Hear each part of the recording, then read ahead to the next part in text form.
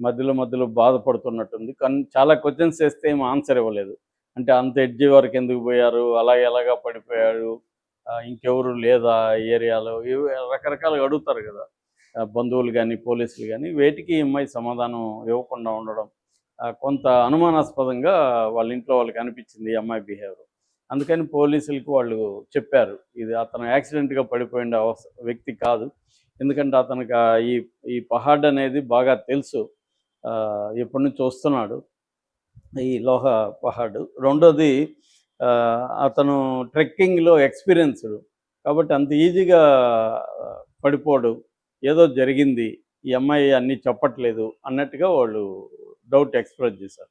అక్కడి నుంచి వీళ్ళు సీసీటీవీలు అవి పరిశీలించడం మొదలుపెట్టారు. ఆ ఏరియాలో సీసీటీవీలు లేవు. కానీ టికెట్లు ఇచ్చే దగ్గర ఎంట్రన్స్‌లో ఉంది. ఎంట్రన్స్‌లో ఇంకెవరైనా ఉన్నారా ఏంటని పరిశీలించినప్పుడు ఈ హుడీ వేసుకొని, షార్ట్ వేసుకొని హెడ్‌ఫోన్స్ పెట్టుకున్న వ్యక్తి వీళ్ళకి విచిత్రంగా కనబడ్డాడు.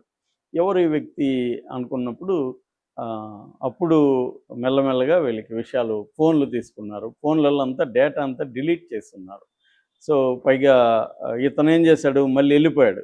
చేతన ఈ అమ్మాయి ఏమో వెళ్తానే ఈవెనింగ్ ఉంది. ఇతను మళ్ళీ స్కూటర్ వేసుకొని వెళ్ళిపోయాడు. వెళ్ళిపోయి ఒక 5:40కేమో సాయంత్రం 5:40కి తన ఫోన్లో ఇంటర్నెట్ ఆన్ చేశాడు. అంటే దాదాపు 10 గంటల 40 నిమిషాలు అతను ఫోన్ని జాగ్రత్తగా ఇచ్చేసాడు అనమాట. దొరకకుండా మ్యానిపులేట్ చేశాడు. సో వీళ్ళకి ఇవన్నీ చూసినాక అతని పేరు అవన్నీ తెలిసింది వీళ్ళకి. ఈ అమ్మాయి ఫోన్ రికార్డ్స్ చూశారు. ఫోన్ రికార్డ్స్లో ఈ అమ్మాయి ఎక్కువగా చంపక ముందు కూడా 34 నిమిషాలు ఎంతో మాట్లాడింది తనతో. సో అందుకని వాళ్ళకి ఎవరితను అనుకున్నప్పుడు ఆ ఫోటో తెప్పిస్తే ఆ ఫోటోలో ఉన్న వ్యక్తి హుడీ వేసుకున్న వ్యక్తి ఒకే రకంగా అనిపించారు. ముఖం కూడా కనబడకుండా ఇతను దాచుకున్నాడు. అయినా కూడా వాళ్ళ బాడీ లాంగ్వేజ్ అవన్నీ చూస్తే ఇతనే అనేది అర్థమైంది. సో ఇతను ఎందుకు ఉన్నాడు ఇక్కడ అన్న డౌట్ వస్తుంది కదా, అదే టైంలో ఇతను ఏం చేస్తున్నాడు. సో అక్కడి నుంచి వాళ్ళు ఇంకా అనుమానాలు వచ్చేసింది, వీళ్ళే చేసి ఉంటారని. ఇంకా వాళ్ళని పట్టుకున్నారు, ఇద్దరిని అరెస్ట్ చేశారు. సో అలాగా మొత్తానికి ఆ స్పాట్ చంపింది కాబట్టి సిఏ పాయింట్ అనేది పెట్టారు జనం. ఇప్పుడు అందరూ కూడా ఎలా చంపింది, ఇక్కడ నుంచి ఏం జరిగింది అనేది చూడడానికి వెళ్తారు. ఇప్పుడు అక్కడ లోహగఢ్ పోర్టులో 18న సాయంత్రం అంటే ఆఫ్టర్నూన్ 2:30 గంటలకి కేతన్ అగర్వాల్ అనే అబ్బాయిని సియా గోయల్ అండ్ చేతన్ చౌదరి వీళ్ళిద్దరూ కలిసి చంపేశారు. ఇది అందరికి తెలుసు. అయితే ఇప్పుడు ఆ చంపిన ప్లేస్ ఏంటంటే వించుకోట రిడ్జ్ అంటారు. అది మామూలుగా అయితే దాని పేరు వించుకోట రిడ్జి. అది ఇప్పుడు పేరు మారిపోయి సిఏ పాయింట్ అయిపోయింది. సో ఇప్పుడు అందరూ అసలు ఎట్లా తోసింది, ఎక్కడి నుంచి తోసింది అని చూడడానికి విపరీతంగా దాదాపు 50% రెగ్యులర్ కంటే కూడా 50% ట్రావెలర్స్ పెరిగిపోయారు. అంటే విపరీతంగా వస్తున్నారు జనం. అంటే చూద్దాం అక్కడ నుంచి అసలు ఎట్లా తోసుండొచ్చు ఏంటి అని చెప్పి జనం చూడడానికి అక్కడ కుప్పలు తప్పలుగా వెళ్తున్నారనమాట. సో అంత పాపులర్ అయిపోయింది అది. సో అందుకని దానికి సియా పాయింట్ అని పేరు పెట్టేశారు జనమే. అది ఎవరు అఫిషియల్గా పేరు పెట్టింది కాదు. సియా ఈమె చంపింది కాబట్టి సియా పాయింట్. ఎందుకంటే ఇది పూణేలో జరగడం కాబట్టి అటు నార్త్ మీడియా, సౌత్ మీడియా మొత్తం కూడా ఇది నేషనల్ వైడ్ ఒక సెన్సేషన్ అయింది. ఎందుకంటే అతను డబ్బున్నవాడు, ఈ అమ్మాయి అతన్ని లవ్ చేస్తున్నట్టుగా నటించింది, అతనంటే ఇష్టం అన్నట్టుగా వీడియోలు అంతా ఉన్నాయి. మరోవైపు ఈ చేతన్ ఎప్పటి నుంచో లవ్ చేస్తుంది. సో ఇతను అమ్మాయి కలిసి వాడిని చంపిన పద్ధతి కూడా చాలా మెటికులస్గా, ఇద్దరు చాలా ఆర్గనైజ్డ్గా చాలా స్కీమ్లు వేసి చంపారనమాట. సో ఇప్పుడు పోలీసులు ఏం చేశారంటే కస్టడీకి తీసుకున్నారు వీళ్ళిద్దరిని. మామూలుగా అరెస్ట్ చేశారు, ఎఫ్ఐఆర్ చేశారు. ఎందుకంటే ఈ కేతన్ అగర్వాల్ వాళ్ళ ఫాదరు విశాల్ దేవీచంద్ అగర్వాల్ కంప్లైంట్ ఇచ్చాడు. ఆయన కంప్లైంట్ మేరకు ఎఫ్ఐఆర్ నమోదు చేశారు. వీళ్ళిద్దరిని అరెస్ట్ చేశారు. వీళ్ళిద్దరిలో ఈ అమ్మాయిని A1 గాను, అబ్బాయిని A2 గాను ప్రెసిడెంట్ పెట్టారు. ఇంట్రాగేషన్ ఇవన్నీ తర్వాత ఇనిషియల్ ఇన్వెస్టిగేషన్ తర్వాత A1గా చేతన అవ్వచ్చు, A2 ఆమె అవ్వచ్చు. కానీ ఇప్పటికైతే A1గా ఆమె ఉంది. ఎందుకంటే స్కీమ్ అంతా వేసింది ఆమె, కానీ యాక్చువల్గా తోసింది ఆమె కాదు చేతనే అని చెప్తున్నారు. సో ఇప్పటికీ మనకి సీన్ రికన్స్ట్రక్షన్ చేశారు ఆల్రెడీ ఒకసారి. మళ్ళీ వీళ్ళు టైం సరిపోదని మళ్ళీ కోర్టుకి ప్రొడ్యూస్ చేసి మళ్ళీ ఎక్స్టెన్షన్ అడిగారు. జూలై 3 వరకు కస్టోడియల్ ఎక్స్టెన్షన్ కోర్టు కూడా ఇచ్చింది. అప్పుడు కూడా సరిపోకపోతే మళ్ళీ కూడా ఇచ్చే అవకాశం ఉంది. దీనికి ప్రత్యేకంగా ఉజ్వల్ నికమ్ అని ఒక ముంబై బేస్డ్ అడ్వకేట్, ఆయన 26/11లో అప్పుడు టెర్రరిస్టులకు వ్యతిరేకంగా పబ్లిక్ ప్రాసిక్యూటర్గా ఆయన పేరు వచ్చింది. అప్పట్లో గట్టిగా చేసి మనకి కసబ్కి ఉరిశిక్ష పడే విధంగా ఆయన చేయగలిగాడు. సో అందుకనే ఆయన్ని దీంట్లో స్పెషల్ పబ్లిక్ ప్రాసిక్యూటర్గా పెట్టారు. అలాగే స్పెషల్ ఫాస్ట్ ట్రాక్ ట్రయల్కి కూడా ఆదేశించారు. కాబట్టి దీని మీద గవర్నమెంటే, స్టేట్ గవర్నమెంట్ సీరియస్గా తీసుకున్నది. ఫడ్నవీస్ ఈ కేసును సీరియస్గా తీసుకున్నాడు. అందుకని వాళ్ళిద్దరికీ శిక్ష పడే అవకాశం ఉంది. అయితే ఇప్పటి వరకు కొన్ని సంచలనమైన విషయాలు బయటకు వచ్చాయి. వీళ్ళు ఎంత ప్లాన్ చేశారు మెటికులస్గా ఏంటి అనేది. సో వీళ్ళు మామూలుగానే ఈ అమ్మాయి ఒకసారి ఈ కేతన్ తీసుకెళ్ళాడు. కేతన్ ఏంటంటే ట్రెక్కింగ్ అవి చేస్తాడు అతను. కేతన్ గురించి మనం ఆల్రెడీ చెప్పుకున్నాం. అతను పెద్ద బిజినెస్ మ్యాన్, రియల్ ఎస్టేట్, అది 26 ఇయర్స్. ఆ అబ్బాయి దాదాపు 600 కోట్ల వ్యాపార సామ్రాజ్యానికి అధిపతి. సో ఇటుపక్క చేతన్ ఈ అమ్మాయి లవరు, అతనేమో అక్కడ ఒక గుల్టెక్డి అనే ఒక మార్కెట్ ఉంటుంది. ఆ మార్కెట్లో వీళ్ళకి ధనశ్రీ మసాలా అనే ఒక షాప్ ఉంటుంది.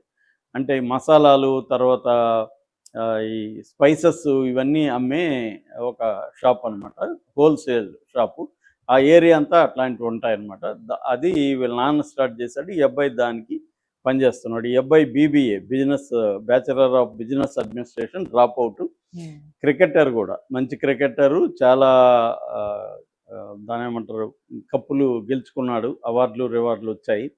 సో అబ్బాయి బిజినెస్ చూసుకుంటూ ఉంటాడనమాట. ఈ అమ్మాయికి కూడా వీళ్ళ తమ్ముడు షాహిల్ ద్వారా, షాహిల్కి కూడా క్రికెట్ పిచ్ ఉంది.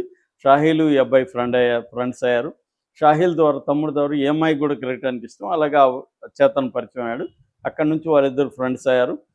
వాళ్ళిద్దరూ క్రికెట్కి టోర్నమెంట్లకి వెళ్ళి ఎంజాయ్ చేస్తున్న వీడియో కూడా ఒకటి బయటకు వచ్చింది. ఆ అమ్మాయి అతను భుజం మీద తలపెట్టుకోవడం, మధ్యలో 4లు 6లు కొట్టినప్పుడు చీరింగ్ చేయడం, ఇవన్నీ కూడా మనకి కనబడుతున్నాయి. సో అలాగా ఒక 8 నెలల నుంచి 10 నెలలు వీళ్ళిద్దరి పరిచయం అనమాట. అప్పటి నుంచి వీళ్ళిద్దరూ సీరియస్గా లవ్ చేసుకుంటున్నారు. 6 నెలల్లో 2008 కాల్స్ చేసుకున్నారు. 238 గంటలు మాట్లాడినట్టుగా కూడా పోలీసులకు తెలిసింది. ఇక ఈ అమ్మాయి కేతన్ ఎప్పుడైతే, అతను ట్రెక్కింగ్ చేస్తాడు కాబట్టి ఈ అమ్మాయిని తీసుకెళ్ళాడు ఈ లోహా గడ్డికి.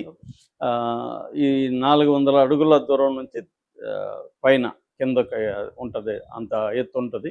సో తీసుకెళ్ళినప్పుడు ఈ అమ్మాయి అప్పుడు డిసైడ్ అయింది, ఇతను ఇక్కడైతే చంపొచ్చు, యాక్సిడెంట్ లాగా చేయొచ్చు అని అమ్మాయికి అనిపించింది. దాని తర్వాత జూన్ 14న ఒక రిహార్సల్స్ లాగా, అంటే ఆ రోజే తోసేద్దాం అనుకున్నది. అది మరి అంటే రిహార్సల్ ట్రై చేద్దాం, పోతే పోతాడు, లేకపోతే ఏదో ఒకటి చెప్దామని ముందే ప్లాన్ చేసుకుంది. అతను తోసినప్పుడు అతను అక్కడ పొదని పట్టుకొని నిలబడగలిగాడు.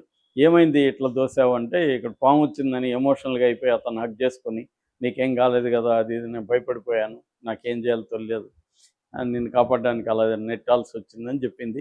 అతను నమ్మాడు ఈ అమ్మాయి యాక్టింగ్ని. దాని తర్వాత 18th ఎలా ప్లాన్ చేశారంటే, ఈ చేతన్ ఉన్నాడు కదా, ఇతను ఏం చేశాడంటే 7 గంటలకి ఫోన్ని ఇంటర్నెట్ ఆఫ్ చేసేసాడు. 8 గంటలకి షాప్కి వెళ్ళి ఫోన్ ఇచ్చేశాడు. ఇన్కమింగ్ కాల్స్ అంతా, ప్రతి కాల్ని మీరు అటెండ్ చేయండి అని చెప్పాడు వాళ్ళకి, షాప్లో పనిచేసే వాళ్ళకి. ఆ తర్వాత ఇతను షాప్లో పనిచేసే ఒక కుర్రవాడి ఫోన్ తీసుకొని ఇతను స్కూటర్లో బయలుదేరాడు. 90 కిలోమీటర్లు ఈ పహాడికి, అతనున్న ప్లేస్కి. స్కూటర్లు ఎందుకు బయలుదేరారంటే మధ్యలో టోల్స్ ఉన్నాయి, టోల్లో కార్ అయితే నమోదవుతుంది కాబట్టి టైమింగ్స్ అవి, స్కూటర్ అయితే పక్క నుంచి వచ్చేయచ్చు కాబట్టి అలా ప్లాన్ చేసుకొని వచ్చాడనమాట. వీళ్ళ ఫ్రెండ్ నెంబర్ పెట్టుకొని. తన ఫోన్ ఎందుకు తీసుకురాలేదంటే, ఇక్కడ ఏమన్నా టవర్ టెక్నాలజీ ద్వారా వాళ్ళు ఫోన్లో ఆ టైంలో కనిపెడతారు. అంటే ఇతను పోలీస్ మెథడ్స్ని ముందుగా స్టడీ చేసి దాన్ని పోలీసులకు దొరకడం కోసం ఒక ప్లాన్ చేశాడు. కాకపోతే ఇక్కడ అతి యాక్టింగ్ చేశాడు, అక్కడే దొరికిపోయాడు. అంటే ఇతను 33 డిగ్రీల హీట్లో హుడీ వేసుకోవడం, జాకెట్ వేసుకుని హుడీ వేసుకోవడం, తర్వాత చెవులకి దాని ఏమంటారు ఇయర్ ఫోన్స్ పెట్టుకోవడం, హెడ్ ఫోన్స్, ఇవన్నీ ఉంటే వాళ్ళకి సీసీటీవీలో డౌట్ వచ్చింది పోలీసులకి. అంటే ఎవరు ఇతను 33 డిగ్రీలు దీంట్లో ఇట్లెందుకు పెట్టుకున్నాడు. అక్కడి నుంచి వాళ్ళు కొంత అనుమానం. మామూలుగా ఇతను అందరిలాగా ప్యాంట్ షర్ట్ వేసుకొని అందరిలాగా కలిసి వచ్చుంటే పోలీసులకి డౌట్ వచ్చుండదు. అదే అతి జాగ్రత్త ఒక్కోసారి మారువేషం మనం 'నారాయణమూర్తి' సినిమాలో 'సంతలో' అందరూ మామూలుగా ఉంటే ఈయన మాత్రం ఒక బ్లాక్ దుప్పటి కప్పుకొని మారువేషంలో తిరుగుతుంటాడు. అందరికీ ఎవడ్రా వీడని అందరూ అతని మీద దృష్టి పోయే విధంగా ఉంటుంది. అంటే మారువేషాలు అంటే అర్థం ఏంటంటే నువ్వు జనంలో కలిసిపోవాలి మారువేషం అంటే. నువ్వు సపరేట్‌గా అందరూ ధోవతులు ఇవి కట్టుకున్నప్పుడు నువ్వు మంచి ప్యాంట్ షర్ట్ వేసుకొని మారువేషంలో వెళ్ళావనుకో, అందరికీ నీ మీద ఎవడు ఇతనన్న డౌట్ వస్తుంది. అలాగా ఇతను పోలీసులు కనిపెట్టడానికి అతి జాగ్రత్త. మొత్తానికి జాగ్రత్త తీసుకున్నాడు.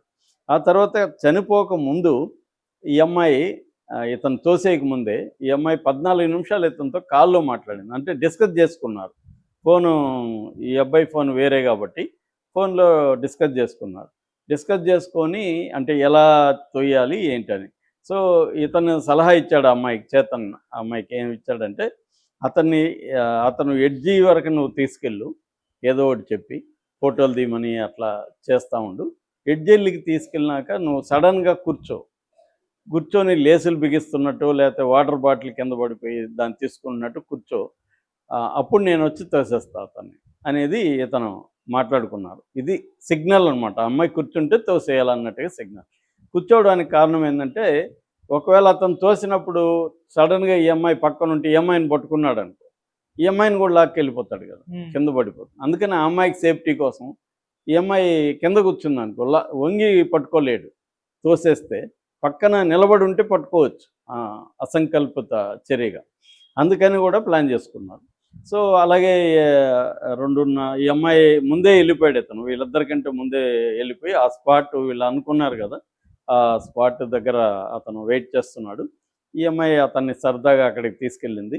తీసుకెళ్ళినాక అలా అరౌండ్ 2:30కి సడన్‌గా కూర్చునింది. దాంతో ఇతనేమో ఈ అబ్బాయి కేతనేమో ఇటు తిరిగి ఉన్నాడు. వీపు ఇటు ఉంది.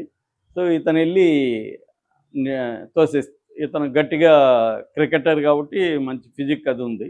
గట్టిగా నెట్టాడు. నెట్టేసరికి అతను బ్యాలెన్స్ కోల్పోయి కింద పడిపోయాడు. కింద పడిపోయినాక ఇతను వచ్చేసాడు. దాని తర్వాత ఈ అమ్మాయి టెన్షన్‌గా వాళ్ళ అమ్మకి ఫోన్ చేసింది. ఇలా పడిపోయాడు అది అని చెప్పి. వాళ్ళు పోలీసులకి ఫోన్ చేశారు. అక్కడి నుంచి అలర్ట్ అయ్యారు. దాంతో ఈవినింగ్ 4 వరకు ఆ అమ్మాయి వాళ్ళతోనే ఉండింది. మధ్యలో బాధపడుతున్నట్టుంది. కానీ చాలా క్వెషన్స్ చేస్తే ఏమి ఆన్సర్ ఇవ్వలేదు. అంటే అంత ఎడ్జి వరకు ఎందుకు పోయారు? ఎలాగా పడిపోయాడు? ఇంకెవరు లేదా ఏరియాలో? ఇవి రకరకాలుగా అడుగుతారు కదా! బంధువులు గానీ, పోలీసులు గానీ, వేటికి ఈ అమ్మాయి సమాధానం ఇవ్వకుండా ఉండడం కొంత అనుమానాస్పదంగా వాళ్ళ ఇంట్లో వాళ్ళకి అనిపించింది ఈ అమ్మాయి బిహేవియర్. అందుకని పోలీసులకి వాళ్ళు చెప్పారు. ఇది అతను యాక్సిడెంట్‌గా పడిపోయిన వ్యక్తి కాదు. ఎందుకంటే అతనికి ఈ పహాడ్ అనేది బాగా తెలుసు. ఎప్పటినుంచో వస్తున్నాడు. ఈ లోహ పహాడ్. రెండోది అతను ట్రెక్కింగ్‌లో ఎక్స్‌పీరియన్స్‌డ్. కాబట్టి అంత ఈజీగా పడిపోడు. ఏదో జరిగింది. ఈ అమ్మాయి అన్నీ చెప్పట్లేదు అన్నట్టుగా వాళ్ళు డౌట్ ఎక్స్‌ప్రెస్ చేశారు.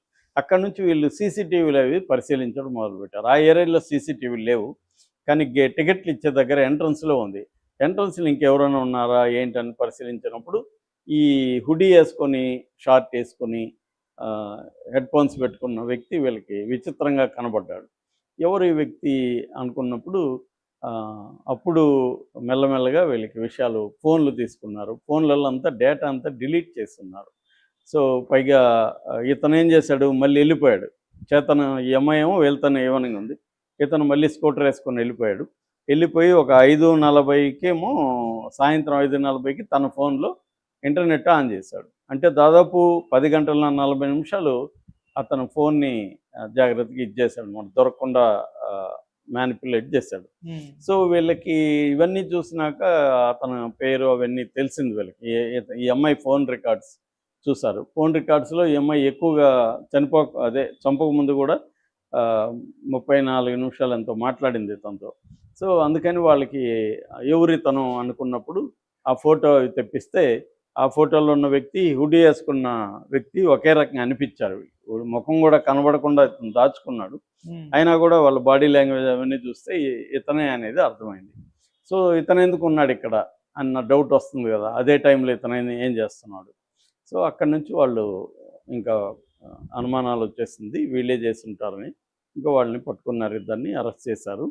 సో అలాగా మొత్తానికి ఆ స్పాట్ చంపింది కాబట్టి సిఏ పాయింట్ అనేది పెట్టారు జనం. ఇప్పుడు అందరూ కూడా ఎలా చంపింది, ఇక్కడ నుంచి ఏం జరిగింది అనేది చూడడానికి ఇప్పుడు అక్కడ లోహగఢ్ పోర్టులో 18న సాయంత్రం అంటే ఆఫ్టర్నూన్ 2:30 గంటలకి కేతన్ అగర్వాల్ అనే అబ్బాయిని సియా